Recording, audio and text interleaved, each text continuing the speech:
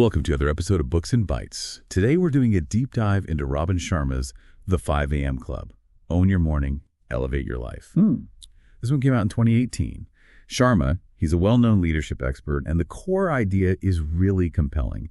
It suggests that, getting up consistently at 5 a.m. can basically unlock your productivity, your well-being, creativity, all that untapped potential. Yeah, and what's interesting is how he presents it. It's not just a textbook, right? He uses this whole fictional story following three main characters who get mentored by this quite eccentric billionaire.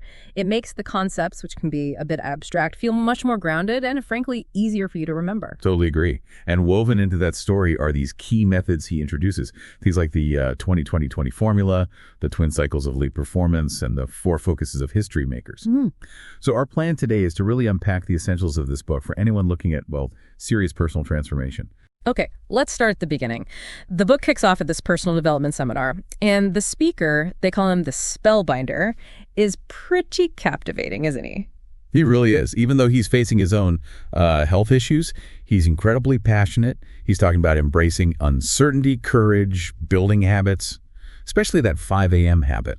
And that's where we meet the two main characters you follow. There's this entrepreneur. She's kind of disillusioned, facing burnout, maybe bankruptcy. And then there's an artist.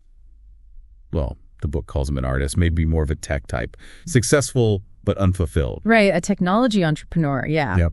Scattered, but successful financially. And their first meeting is actually quite poignant. They connect over their shared worry for the spellbinder when he collapses on stage. Yeah, that shared moment of vulnerability kind of links them initially. Then the next morning, they bump into each other again, still processing everything. And that's when things take a really weird turn with Stone Riley showing up.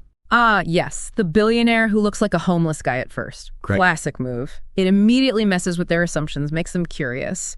And when he reveals who he really is, that's the hook. It pulls both the struggling entrepreneur and the restless artist into his orbit. And you can imagine their skepticism. Right. But he promises this massive shift, a revolution in their productivity, health, happiness. It's just compelling enough, I guess. So they agree to that first 5 a.m. lesson down by the beach.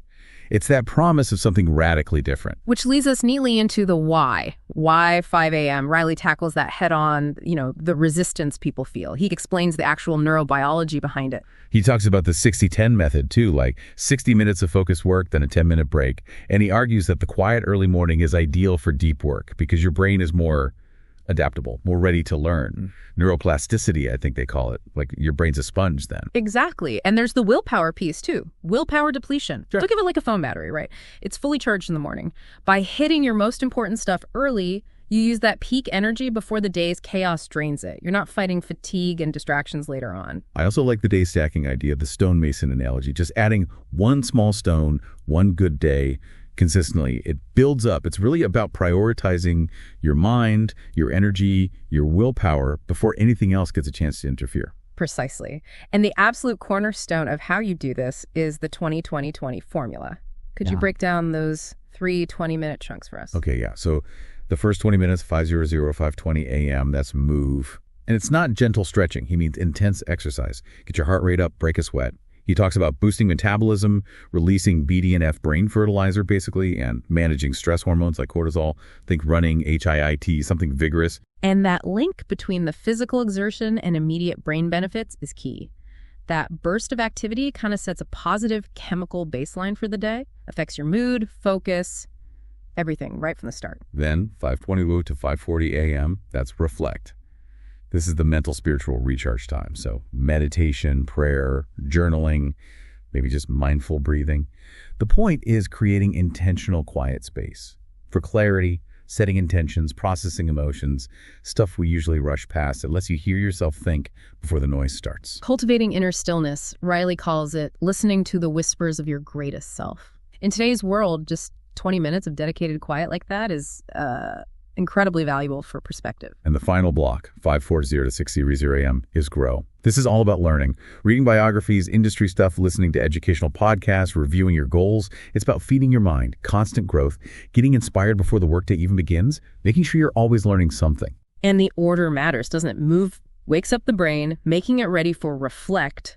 And that clarity from reflect makes you more receptive to the learning in grow. It's designed to flow. Okay, so after laying out that core routine, Riley expands things with the 4 interior empires. Yeah. He argues the 5 a.m. routine helps balance these critical areas for like total personal mastery.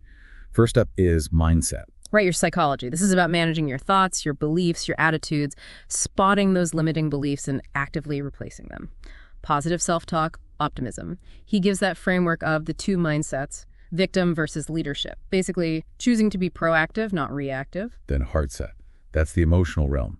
Emotional intelligence, compassion, being authentic, processing negative stuff healthily, gratitude, finding emotional balance, learning to handle your feelings skillfully. And he mentions behavioral overshadowing here. It's like, if you haven't dealt with an old hurt or anger, it can subconsciously color your present actions. So tending to your emotional garden, so to speak, is crucial. Third empire, health set. Pretty straightforward physical vitality. Nutrition, exercise, sleep, recovery. He has 10 rituals of daily energy management. The point is, physical energy underpins everything else. You can't run on empty. Yeah, you can't really expect top performance mentally or emotionally if you're physically drained. It's foundational. And the last one is soul set. This is about your deeper purpose, values, ethics. Finding meaning. Identifying your authentic purpose statement, like your personal mission. What drives you. And the beauty of the 5 a.m. routine, according to Riley, is how it touches each empire sequentially. Moves, boosts health set. Reflect connects you to soul set and helps process heart set. Grow sharpens mindset. It's all interconnected. So as the characters get deeper into this, Riley introduces more advanced stuff for really high performance, like the twin cycles of elite performance. What's that about? It's this rhythm between intense focus and deliberate recovery. The growth cycle is that deep work phase. Uninterrupted focus, flow states, killing distractions, usually in blocks of, say, 90 to 120 minutes. Max output. And the recovery cycle isn't just slacking off, right? No, it's strategic renewal. Exercise, nature, connecting with people, art, unplugging from tech. He calls it strategic renewal. It's essential for avoiding burnout and maintaining that high performance long term. Makes sense. It's a cycle. Exactly. And it operates daily, weekly, quarterly, annually. The 5 a.m. routine really fuels that morning growth cycle because you start recovered. Then he talks about the 4 focuses of history makers. What are those? Okay. First is capitalization IQ. Basically, know your strengths, your primary craftsman gift, and double down on them. Build daily maximization practices around what you're naturally good at. Focus on leveraging talent. Second one feels very modern. Freedom from distraction. Oh, yeah. Building systems to block out the noise, digital overload, interruptions. He gives specific tactics. 9091, the 60-10 blocks we mentioned, tech-free Titan time. It's about reclaiming focus. Third is personal mastery practice. This is about character, right? Exactly. Daily work on virtues like courage, honesty, discipline. The 7 timeless virtues of legendary leaders, he calls them.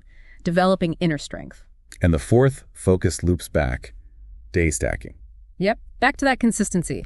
Define your minimum viable day, the small, non-negotiable actions that guarantee progress, even tiny steps every single day.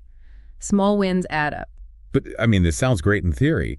The book does show it's not easy, right? The characters struggle. Absolutely. It's realistic about the challenges. They deal with insomnia at first, adjusting sleep. They get what he calls habit discontinuation symptoms like withdrawal, skepticism from others, feeling vulnerable. It's all in there. And he gives that time frame, the 66-day minimal.